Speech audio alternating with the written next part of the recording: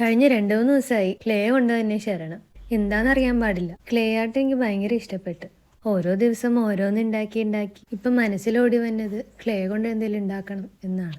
Next എന്ത് video ഇടണമെന്ന് ആലോചനയിലാണ് ഞാൻ. നാളെ മുതൽ ഫോട്ടോ ഫ്രെയിമിൻ്റെ ഒരു സീരീസ് തന്നെ അങ്ങോട്ട് തുടങ്ങിയാലോ എന്ന് ആലോചിക്കുകയാണ്. ഇതിന് മുമ്പ് ഞാൻ ഒരു ഫോട്ടോ ഫ്രെയിം ചെയ്ത ഷോർട്ട് വീഡിയോ പോസ്റ്റ് ചെയ്തിട്ടുണ്ട്. കാണാത്തവരായി ആരെങ്കിലും ഉണ്ടെങ്കിൽ അതൊന്ന് പോയി കാണണേ.